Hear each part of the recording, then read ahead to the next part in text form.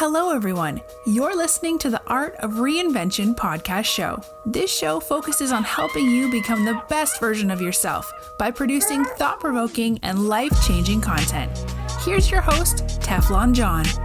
All right, well, what's up, everybody? It's your boy, Teflon John, coming to you courtesy of the Art of Reinvention talk show and the I Am Teflon John brand. Today, I'm hyped because we're back. We're back with another episode. But more than that, I have a special guest. Me and his brother have been trying to link up for about, what now?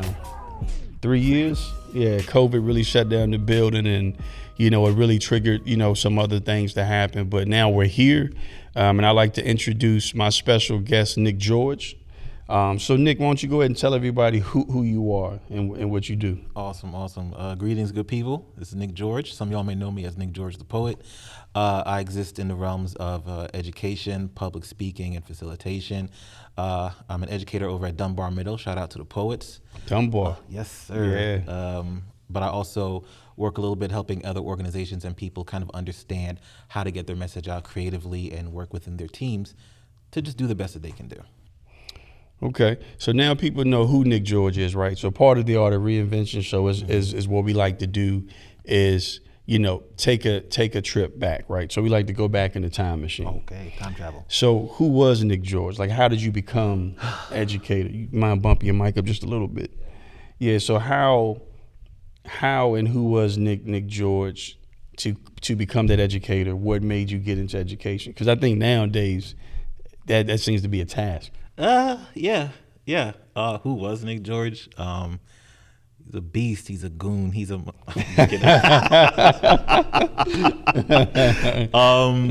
I actually tell my students a lot. I never wanted to be a teacher. I remember growing up in Jersey and what sixth grade was like for me at Sacred Heart School in Vailsburg, and what we did to our teachers. And I was like, nah, that could never. I could never.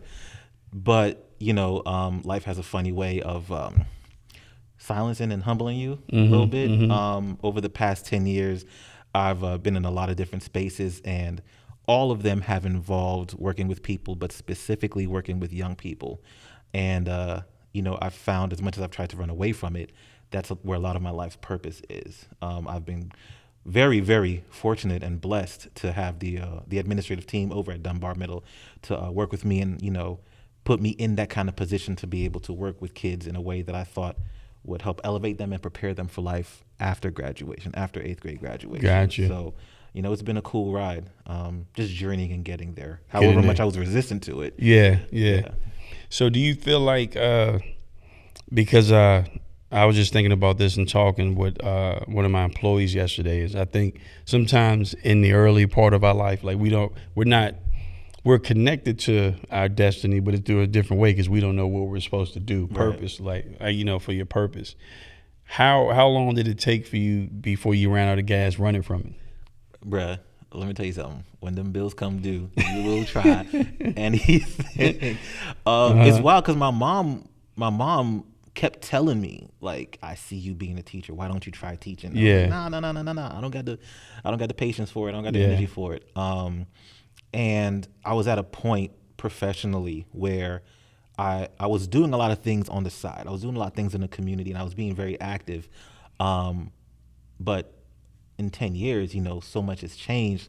I got 3 kids now. My wife and I are trying to build our legacy. And it was time to really take a hard look in the mirror. Like, okay, what are you willing to do? Are you still willing to let your ego stand in the way of what you thought you weren't going to be good at? Or do you want to take a shot? You want to take advantage of this and build your way up.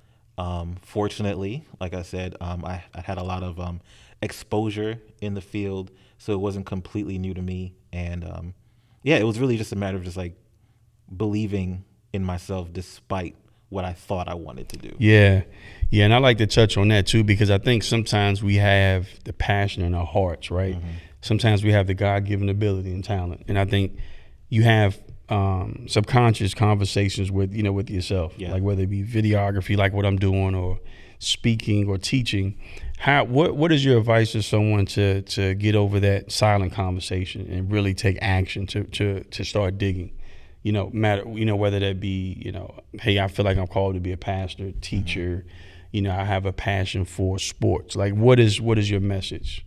I think it's a lot of different things, because I don't think there's any one lane. I think it's many lanes in that highway. But I do think that a lot of it involves having honest conversations with yourself, because if there's a journey that you have to be on, you have to be really familiar with that terrain. Yeah. You got to be really familiar with that terrain. Some of us are bold enough, have enough bravado to just like jump into the wildness and be like, hey, whatever happens, happens. Yep. That doesn't necessarily work for everybody. So I think it starts with having a really honest conversation with self and understanding your own parameters, your own boundary lines. I know what I'm willing to do in the classroom to engage a student. I know what I'm willing to do in a workshop to engage with this team. You know, I know where I'm trying to go. I know what I can do. And there's also that while it's not one lane, you still have that journey behind you. Yeah. So you're kind of using what you have learned and what you have experienced. So it's not really gridlocked into the here and now. Yeah. You know, what did you see 5 exits back? What did you go through 2 interstates ago that prepared you for where you are now? Exactly. All of that can be used. And I use all of it. I've embarrassed myself talking about the ways I've messed up, talking to my 8th graders about, hey, yo, high school's coming. Yeah. I've done it. I've gone through it. So using all of that is like a lesson. And it doesn't have to be limited to teaching. It doesn't have to be limited to nonprofit work. It can expand in any kind of industry. It all works for a purpose. Yeah. And it's funny that you talk about, you know, like high schoolers coming, right? Because I remember being in middle school and you would hear like cliche stuff, but you always had that one teacher that was transparent. Oh my God. And I think transparency, like using our platform, using our brand, and using, you know, that platform that becomes a stage that God has given us. Sometimes transparency can really save someone's life, and it can transition them, I think, of what they're going after. Because you know, like, again, we have these silent conversations in our head. Sometimes we're thinking ourselves out of a great opportunity, out of a great idea. And I think once you get that transparency in someone who's done it, you know, I think you can really help push them to the next level. Yeah. So have you had a full circle moment where you kind of felt like, oh man, this is why I'm teaching? Like, you got a student, you're working with them. Man, look, you know, now that I've been officially teaching full time for a couple of years, it happens frequently. When I was leading my nonprofit, there was a program that we did called Young, Lit, and Free. And I was so excited to get it off the ground because it took years to get it, you know, traction. Yeah. But before that fall, I believe, I was working in the school system in Appomattox as a day treatment clinician.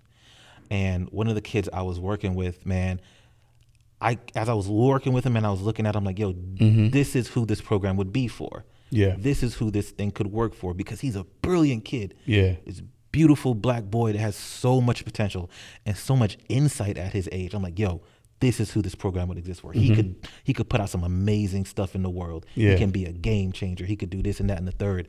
And I'm like, yeah, I don't know if he'll actually do it. Yeah. Right. But if there was like a model, because typically when you're developing a program, you have the model individual, the prototype of who it's for. Yeah. He was that for me. Fast forward a couple of years and we're doing Young, Lit, and Free, working with Lynchburg Parks and Recreation. And I'm visiting one night because, you know, the team is making it run.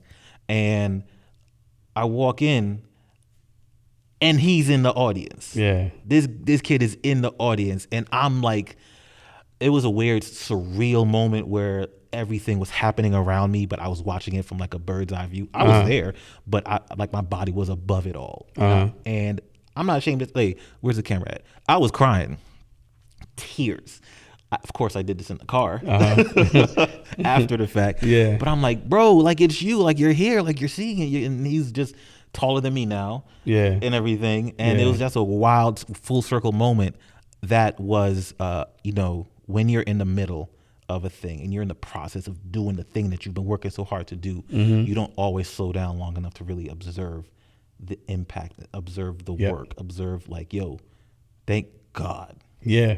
That was that moment. For me. That was one of those moments. Yeah. And I, like I said, coaching, you know, young men, you know, and I think once you coach, you're always a coach, right? And so it's a joy to me to see these guys getting Division I scholarships. You know, they're really, you know, having these high GPAs and they're really becoming like model people, model students, and model athletes. So it's something to see, like you said, your work comes to fruition and someone actually executing, because you can't make them do it. Right. You can have the desire where you want them to go to college, you want them to, want the best for themselves despite, crazy home life or despite, their neighborhood or wherever they are from an environment standpoint. But I think it does my heart good. Like you said, tears of joy, man, just seeing people make it out, Yeah. And as far as you being a teacher, and like I said, I praise you because like just on social media, man, there's so much that you're seeing that I think you guys are combating, home structure, which I think since I've been in school, since anyone who's been in school, you kind of see that parents kind of let, I'm sending my child to school as like a daycare sometimes. But I think social media, Yeah. like where you're dealing with a lot of depression kids don't have, you're dealing with a lot of facades. Kids are really trying to find who they are. Yeah. But when we were in school, we didn't have that. So like say if you got into a fight or something happened, it just happened. You would have to hear about it at lunch. Now they're sharing it, 100,000 views. How do you think social media affects the playground of how a kid develops now mentally?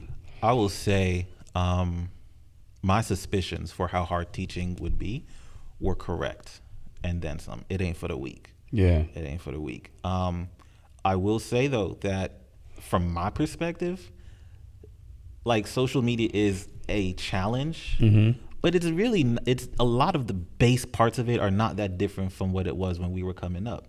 Like people were shady still. Yeah. People would throw dirt on your name. People would challenge you still. You would still have questions about your identity.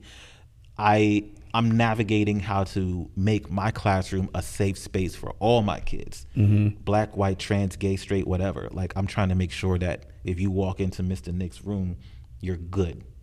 Like you're not gonna you might feel pressure from not getting your work done, and I'm gonna get on your neck on it. But like you're not gonna feel that.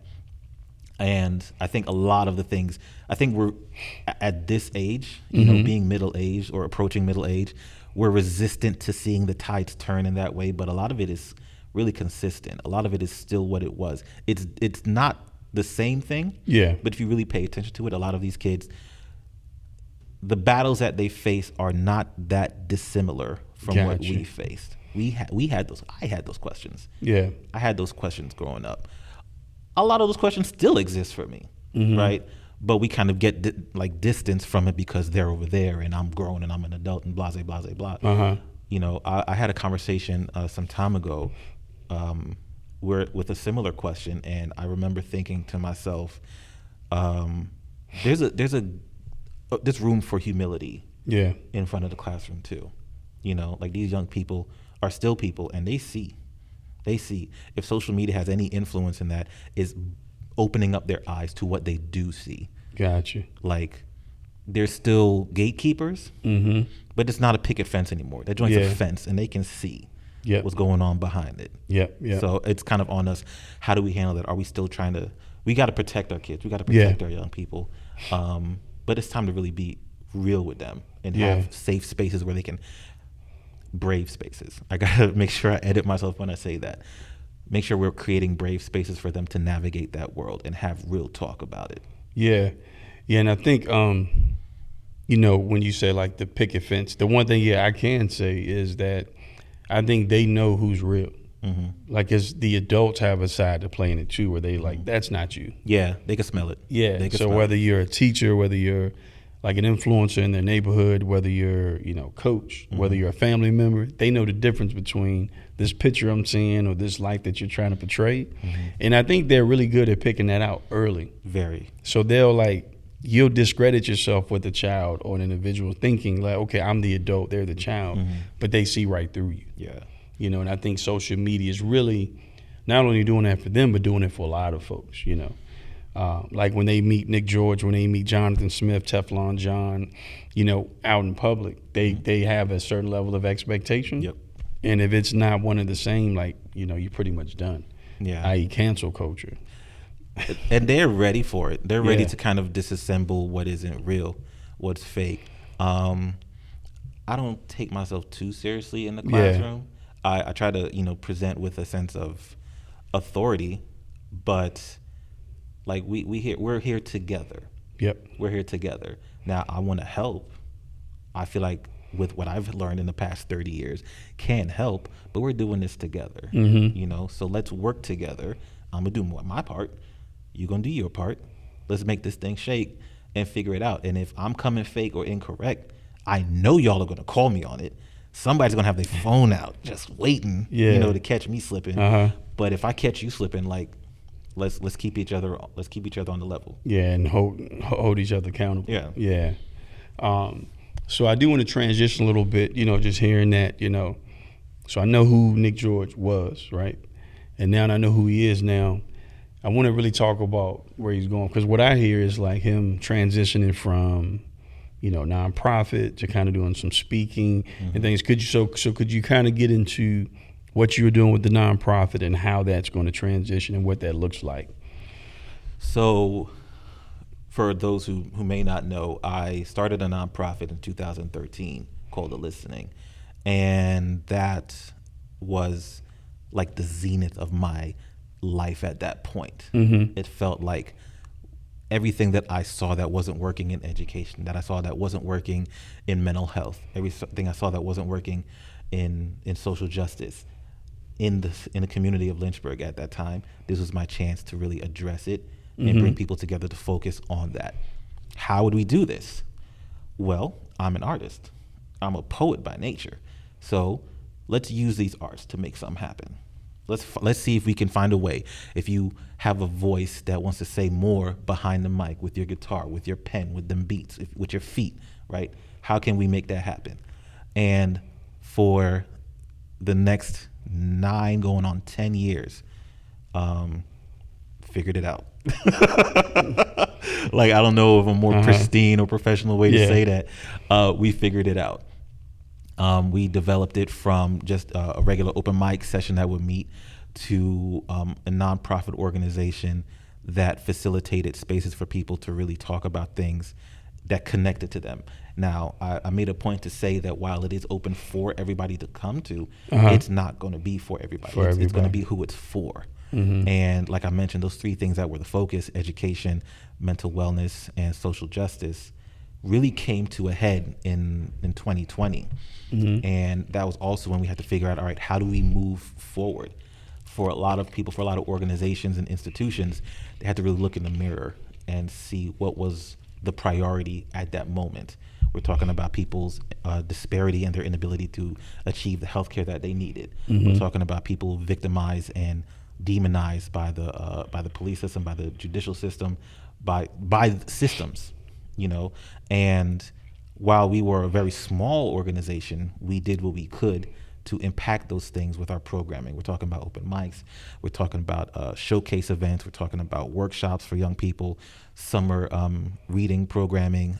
We did what we could. And I saw that while we were growing, there was so much more room to grow. Yeah. But my season to lead that growth was coming to an end. I got you. So with that, we had that hard conversation. Yeah. And I had to, take the time to check myself, and do what I could to bring my season to an end, to sunset my season, but also prepare the next group of leaders to take over my departure. So I resigned in August of this year. And once again, tears. Yeah. An abundance of tears. Yeah. So it was a good thing. It was a good thing, I think, for me. It was a good thing, I think, for the organization to be able to do that. Historically, research shows that most organizations, when they still have their founder on board, they stick around for a while and then they find a way to still be there. But it kind of stunts the growth of the organization. Yeah. And I didn't want this thing to be affected by a founder syndrome anymore that already had been. Yeah. So I thought it best to make a clean break. I'm going to forever be a supporter. I'm going to forever be an ally or whatever. There's no sour grapes. There's no drama. There's no tea. It's nothing like that. It's just growth. Yep, growth. There's growth, and there's pardon the pun, room for reinvention in all of it. Yeah. So that was one chapter, but with all that I had learned and experienced and been party to during those years is still in me. Gotcha. Right. I've been through that journey of figuring out, what is this about? What is this organization about? What's the beginning stage? What's the vision of it? What are we here for? I've made plenty of mistakes, right? With every piece of success, there's also a lesson learned behind it. Yep. And I don't want that to go to waste. Like I said, all of the journeys that I've been through before I'm on this road going this way, I've got to use it. So I'm going to use it in the classroom. A lot of it's not appropriate for middle school students. Yeah. So I've been working on developing my own brand to be able to go into other spaces and use those lessons for that. Sometimes it's in the form of a performance, right? Because I use my poetry in a myriad of ways, so sometimes it may show up as a performance. Sometimes it may show up as a guided workshop where we talk about those hard things. What is your vision? What are the things that you want to do? What is the way to go about it? Sometimes it may look like a multi-day workshop. I had the opportunity to work with a team in Cambridge where we got uncomfortable. And in that uncomfort, I think there's so much space for growth. Being in this room with all of these big, bold, bright thinkers. Yeah. Golly, that's magical. That was magical. I don't want to get carried away on any different roads here, because I know you asked a specific question. But yeah, I've been on an amazing journey. I don't think I'm done yet. So, I'm on this next level, outside of the classroom. I'm trying to use the skills and abilities that I have within me to encourage people, to empower people to do things, to find creative solutions to different problems. There's a world out there that we can do a lot to heal, to help. I think we can do a lot better together. If we can find an inclusive way to achieve what we're after, let's get it. Yeah, that's amazing, man. Listening to that, I am curious, because I think when we have these ideas, right, like, with my brand and like other stuff I'm doing, I think I've always wondered that, like, you look at Deion Sanders at, Jackson State, and, you're looking at college football, these coaches are leaving, or you see like people at at your workforce, they transition, right? I'm curious to see how, like, what that process was, letting go, knowing, okay, this is the thought I had, I'm watching it grow, but now it's time for me to pivot and transition on. Like, how was that, taking something, because that pretty much it's your baby, because you're feeding it. It came from here, right? How was that thought process where you're like, you know what, I've created this, I feel comfortable with these people, taking over, now I'm gonna start something else? I think that's one of those multi-layered things. I hear that a lot, that, it's your baby. And I'm making peace with that. I think a part of it that's weird for me is the fact that I actually have babies that I literally made, and that's what's different from when this thing began. Like in 2013, I was a newlywed. I'm wet behind the ears. I got enough nerve to try something, but not enough experience to know how it can go wrong. Like, it's just, trying it. I remember bringing it to my wife, and I was like, hey, yo, I got this idea, right? You remember the thing that we were doing for a couple times? Yeah, I was thinking, like, what if I actually, really went for it? And she was like, I don't remember what she was doing, but it was like, yeah, like, go ahead, let's get it. And, that encouragement was great, and she was the first person that lent that strength of that encouragement, but she was not the only one, because there's a whole village of supporters that also believed in that. And I think when it came time to transition, having that sense that, like, here's the time, here's the space, that if you really believe in the mission, if you really believe that the performing arts can make, engage, change, and save lives, then it shouldn't matter who's in front of the room talking that talk. If you believe in it, you're going to make it happen, right? I can't really speak on Deion Sanders, because that's a loaded situation. Loaded question. That's a loaded that's a tough situation. So, Godspeed to him and the communities that he's been a part of and heading into. But I don't think it's just one thing. I think change is going to have tension. Yeah. Change is going to be a challenge. Yep. I shout out to the AK, the new executive directors of the listening. But I let them know some people are not going to like this transition, are not going to trust the transition. They're not going to know what to make of it. But the people who are still there, that's your foundation to make something dope with. Yeah. The people who see it for what it is, not who, but for what it is. Like you've experienced your life changed with dance. You've seen people's lives saved because of a word spoken from an MC. Those are the folks that you want with you still. Yep. Right? All the other stuff is just flash and flare. All the other stuff is stuff we've learned over the years on how to make things, feel that much more polished or that much more shiny. But,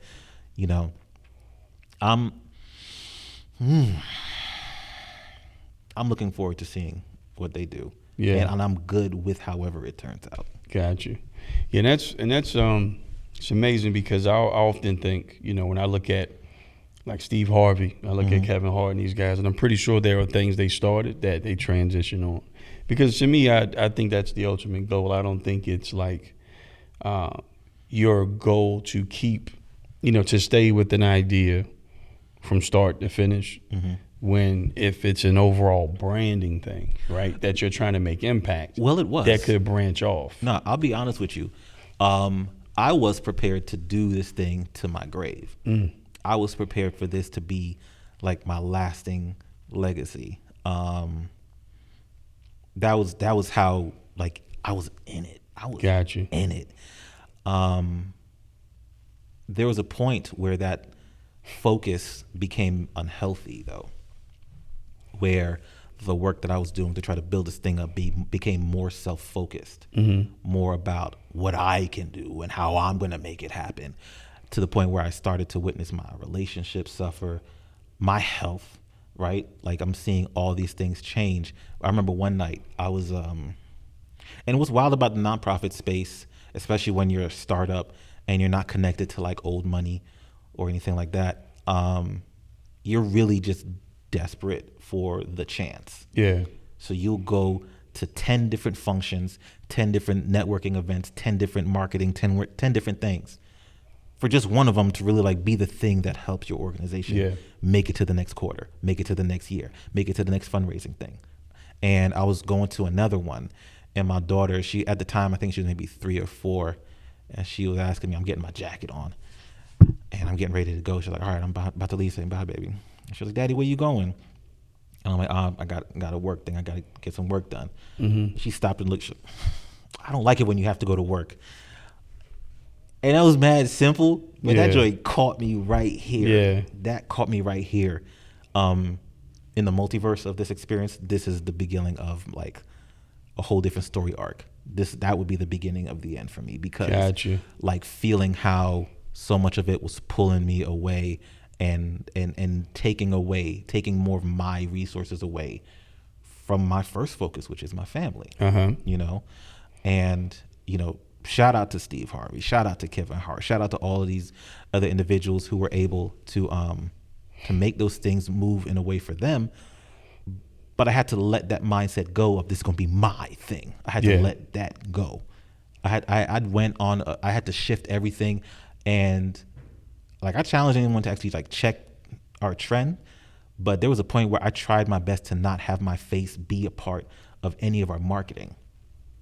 I removed myself as much as I could from the face of the marketing of it and tried to center it on our volunteers, our interns, our board, trying to focus it on the people doing the work than just the personality associated with it.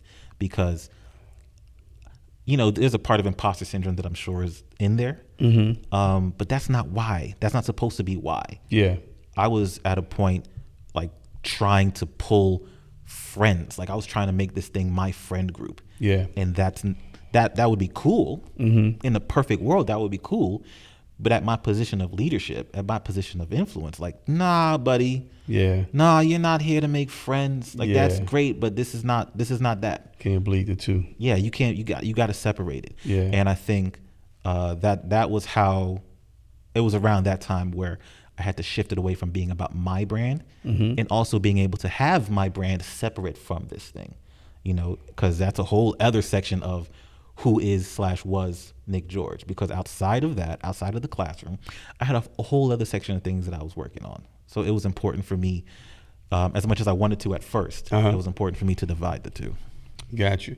Do you feel that when you're starting to do stuff, when you're transitioning from the listening to, okay, now he's doing something different, or when you started, now he wants to do this, and you got a million other things. Because some people, are often criticized for their attempts, and I think being a creative, that's something that, that we'll battle with. Do you find it hard telling your ideas or your thoughts to a lot of people? You keep it with your wife, or because what I've learned is like sometimes I don't need to hear that negativity. Just like that incident with your daughter can be the beginning to the end. That one negative comment, right, can be a seed sown that now when you're on this journey, you may reach this rut, and now that seed plays in your head. Like I told you, it would be harder. How do you go about that? Are you more of like the high blood pressure, I'm gonna work in silence and kill it? Or are you more like, this is what I'm doing and this is what I'm going after? Yeah, I dibble and dabble. I gotta be honest, man. I dibble and dabble because there's a part of me that thrives in community. Yeah. Right? I think that's the artist part of me that thrives in community. I love if you know anything about me, I love collectives of creatives. So when you talk about the Harlem Renaissance of the 1920s and 30s, we talk about the Black arts movement of the 60s and 70s. We talk about the Soulquarians of the 90s. Like I'm attracted to movements of people being in a space, vibing off each other's energy and taking it to another level. Like I'm listening to a podcast, No Skips, where they're like going over albums, like legendary albums, and they're talking about Wu-Tang and the Return of 36 Chainz. Like, yo, yeah. What in the Voltron were these brothers on? Like they were just united in this crazy way. And there's that piece of me that's always attracted to being refined by the people I'm around and the people I'm with. Yeah. Then there's the other side of me that I really don't like to talk a lot of unnecessary talk. I may ask like one or two or three people like, hey, yo, how does this look? How does this sound? But I would rather, when I got something to actually say, that's when you hear from me. Right? I don't want to add to the noise. Yeah. Like exactly. We were talking about social media. Like there's a lot of noise. That's one of the things I'm trying to work with my kids on, with my students on. There's a lot of noise out there. You got to be selective about what you let in. Yeah. I don't want to add to the noise. I might have a dumb idea, like why hasn't anybody made a Netflix anime special about Wu-Tang Clan? Yeah. That would kill. Don't dope, take that. Man. I'm gonna get that copywritten. But that would be amazing. Yeah. I might throw that up, right? But if I'm actually legit working on something, I'm not gonna just broadcast that for the sake of broadcasting and content. I don't know how to respond to that. Siri, hush. Sorry, we had a guest appearance from Siri. But it's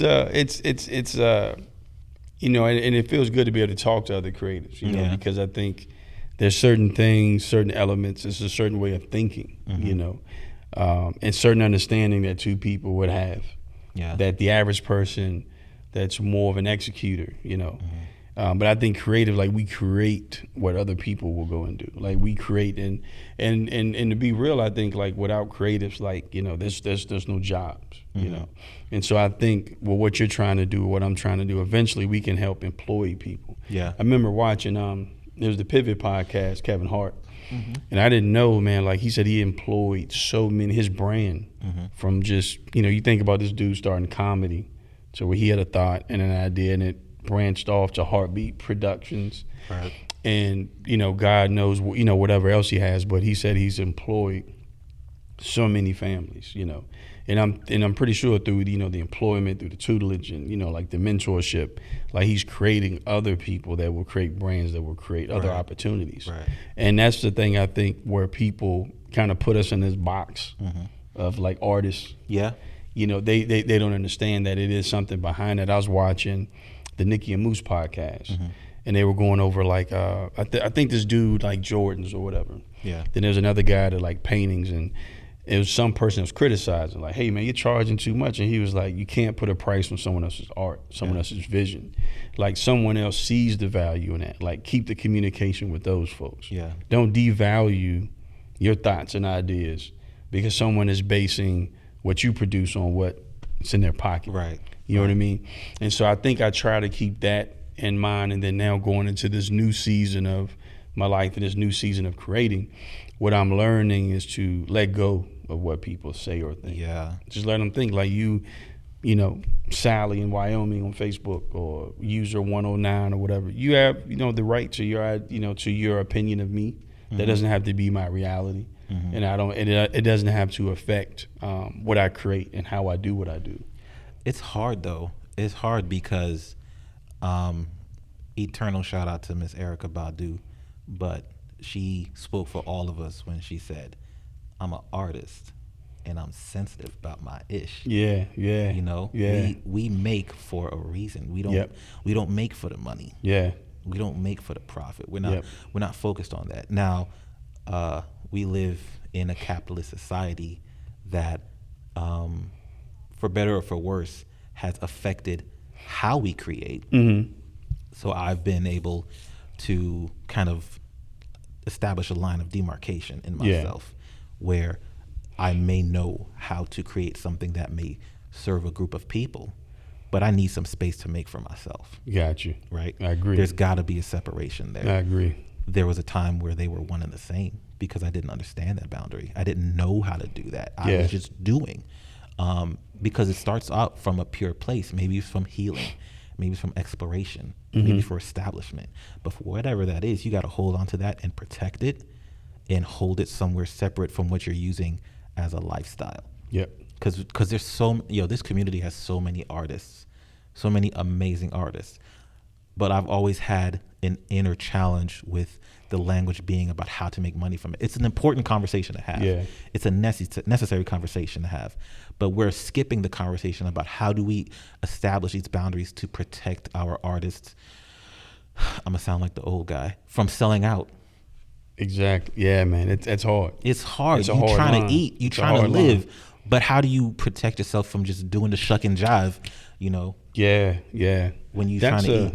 Yeah, and I think that's a very, like you said, loaded question because I think about it all the time.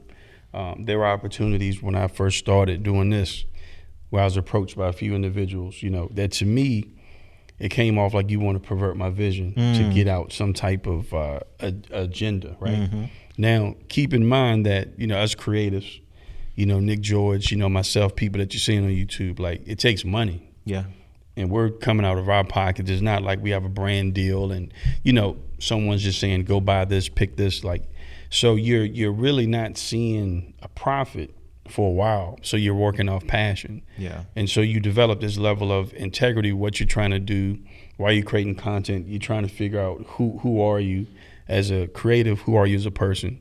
And at the same time, you're trying to keep it real by making impact. But I think that is like hard of like what line do you draw with these brand deals and everything, right? To where you wouldn't let someone come in and change the trajectory of like that vision. Yeah. Just to say, okay, now I got to the bag. Do you remember, and this was back in the day, the Gap had commercials going crazy. Yeah, I remember, yeah. And they, hip hop was starting to blow up. So they said, hey, yo, we got an idea. Let's get this fella, LL Cool J. LL, yeah, I remember he was killing them. And you remember when he shouted out FUBU in the Gap commercial? Yeah, I remember that. Yeah. That is such a great example, I think, of, you're going to cut the check and I'm going to use my art for this. Yeah. But there's a heart behind it that I actually am about, that I'm keeping for myself. Yep. Right? Yep. You can have this commercial, but this FUBU part that you don't even really know about, that I really do believe in. Yo, he inceptioned the heck out of that joint.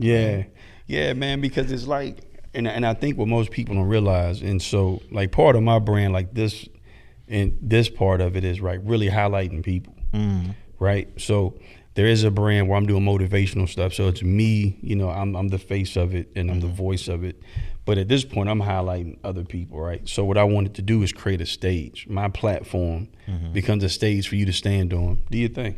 Yeah. It's all about you. It's less about me and this. But I think once that stage is built, that's your safe space, right? And I think that with social media, it's different like if we had to go to ABC. Right. Like Nick George, I have this contract with ABC. I can't say this. I can't say that. I can't say this. I can't say that. Right. You can't wear this. You can't wear that. I'm sponsored by this.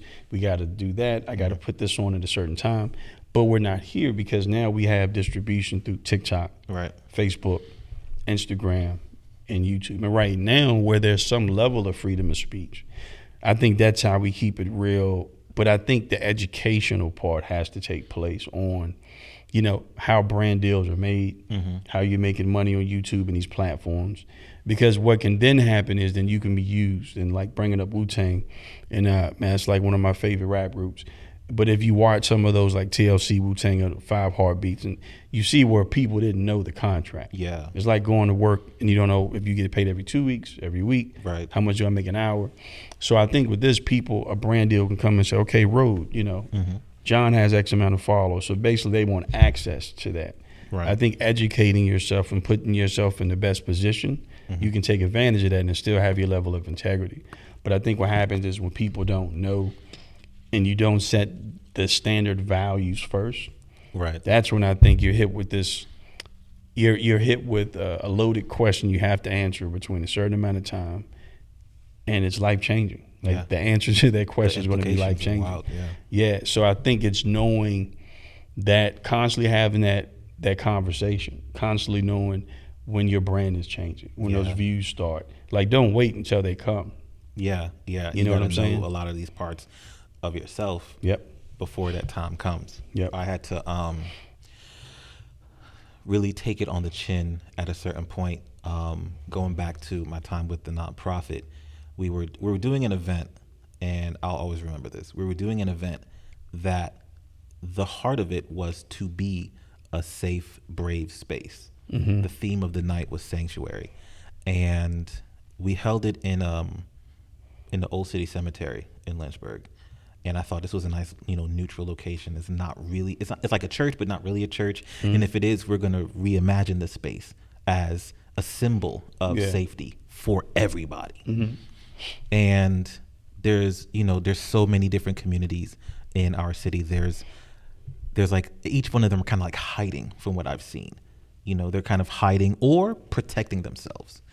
And at one point, a well-meaning pastor came up, and he was really talking to the crowd about Christ and about the safety in God and how there's sanctuary there. And I remember hearing I didn't think anything of it in the moment, but I heard after the fact how many members of the queer community who were there felt preached down to, almost targeted. And the way that hurt, I had to make a decision in my head. I call myself a believer, but am I willing to forsake people who are trying to come somewhere who they just want to be safe? Like, you don't have to believe what I believe, but if you want to be safe, shouldn't you be allowed to feel that? So what am I willing to do to show that, you can be safe here, and I'm going to do what I can to let you know that I can't make you come in. I'm not going to play the game and queer bait. Yeah. But how do I make sure that we as an organization show up authentically? And if you decide to never come again, cool. But there are others out there who still may need a space to show up in. How do I do that? How do I do that? How do I learn this thing? Because I don't know all about it. Yeah. I don't know all about it. So how do I learn? How do I continue to mold the idea of what I thought I knew? I thought he was fine. Yeah. I thought this, like, hey, yeah, man, Cole, do your thing. Yeah. I had to relearn what proselytizing is. I had to learn about those danger spots for queer folk, for trans folk, for ace folk, to like, I'm good. I'm okay. I'm not on high alert. Yeah. Like, I'm good here. Nobody's targeting me. Nobody's going to pigeonhole me. I'm not going to be in like, how do I do that? Yeah. And that's a major ego shot. Because like I said, I thought everything was sweet. I thought everything was straight. But I'm cisgendered, right? Like, I'm already from a hetero mindset. So of course I'm not looking for those things. Got you. So there had to be a whole shift and a whole redefining of those lines. Yeah. For me. Yeah. That makes sense, because I think now it's all about the perspective. You know what I'm saying? And like, being married, you got to shift it all the time. All the time. What? Having kids, you got to shift it. So, and then like I said, being in leadership, you got to shift it too, because what you said may not be how it was, the received or perceived by another person. Yeah. And that's where I think we get into like censorship and all this stuff that you're seeing with Kanye and these guys now. And I think that it's a, we're getting to a different type of world when it comes to freedom of speech. I think social media, online, and going back to, like you said, with the, with the money and like the branding, it's a lot that comes with that. Yeah. You kind of lose some of yourself depending on what you're going. You really got to know ethnic background, religion, background of who's funding you. You know, because without doing that research, you could be having a conversation that we think, oh, we're good, Right. but we didn't know how that feels to this community, that Right. community. Right. And if you see it sometimes your own community, where we may say something or agree, and then it causes an uproar. So it's like you really have to be on guard, when you're doing stuff. And I think that's where I remember when I first started doing videos, right? I wasn't thinking anything of them, just hitting the record button, putting them out, not trying to think too much before I delete them. One of my friends was like, man, you really putting yourself out there, man. Like, I respect it, but I didn't know what that meant. Yeah. I just thought he meant putting the videos out, but he's like, you putting yourself out because what you say, people hold on to. Right. And all it takes is them to take one thing a certain route. That's all it takes. And the implications could be catastrophic. You know what I mean? But yeah, so I like to shift the conversation to, by you being the type of brother, man, to work around kids and, using, spoken word, and using, the listening back then and now where you're transitioning to, did you say some speaking? Right. Yeah. Yeah. Man, I'll never stop shouting out the community that made it okay for me to try, but also, opened itself up, for me to continue to learn. And I've been able to use these skills to work with different people over the country to, one, show what spoken word can do. It's almost criminal how much it's overlooked. And we've talked a little bit about just how artists fit into this space. And I think it's high time that we really regard poetry as less of a punchline and more of like an aid in a lot of ways. Yeah. Because if you really look throughout history, artists really are the ones that keep a pulse on where the culture is, where the community is. Yeah. And if I'm going to call myself an artist, right, I'm honored to be able to use this gift to illuminate certain truths to different communities and spaces. Never in a million years would I have thought that kid 20 years ago just writing furiously in his notebook would be at a psychology conference, right? Or some like at Harvard. Like what? Yeah. Like what? Like how do I don't know. I'm not gonna question it. Thank you, God. Yeah, but you have to make room for you. Listen, it's been crazy. It's been crazy, but I want to continue to refine and learn and hold respect for that craft, and also not just in the performance side of it, right? There's a lot on the other side, so that's where holding spaces for groups to have conversations and help lead them in those conversations is another direction where I'm wanting to go in, and I've been able to do that. This past year has been crazy. 2022 has been wild. And there's a lot going on in 2023 that I can't really talk too much about just yet. But we gotta get you back on though. Yeah, man. You can't talk about it. I can't talk about it just yet. We gotta yet. get you back on. But 2023 has me continuing to evolve, in myself. There's a lot of young Nick that is healing throughout this process. Yeah. There's a lot of, that kid from Newark that is growing to be more comfortable with himself throughout all of this. So there's a bit of give and take. I think Andre 3000 said it in one of his songs where, if I don't make these beats to make y'all dance, then I can't eat. So we kind of need each other. Yeah. We kind of need each other. And I feel that relationship with the different institutions that I've worked with, different campuses and universities that I've been able to work with. So, it is truly an evolution. It's truly an evolution. But this time around, I'm hoping to be healthier with the process, and hopefully do something that my kids will be like, hey, that's my dad. Okay.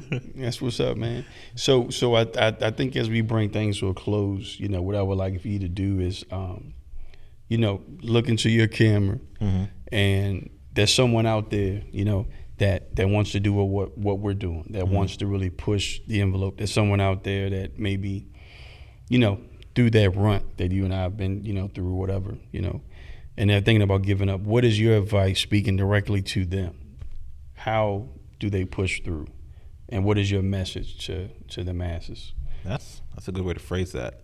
If you're thinking about quitting and just giving up whatever your journey is on, listen to that voice. Listen to what your body is telling you, because this hustle and grind culture is hurting us in a lot of ways. Now, you are due your success. It's worth it for you to be successful. But if your body is hurting under that pressure, listen to it and heal. Take some time to really talk to yourself and know yourself, so that way when you do get back to it, you're in a healthier place and success is that much closer to your grasp. I'm not going to sit over here and tell you, oh, nah, put that to the side and positivity, grind.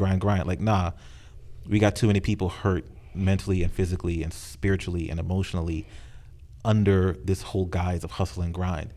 If you're hurt and you're tired, listen to that, heal, so that way when you get back at it, if you choose to get back at it, you're in a better place. Because we need you, but more than needing you producing everything, we need you well.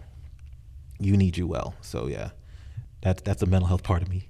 Gotcha, man. That was we appreciate it, man. The Art of Reinvention Show, the I Am Teflon John brand. We want to get you back. Yeah, man. When you can talk about what's in store for 2023.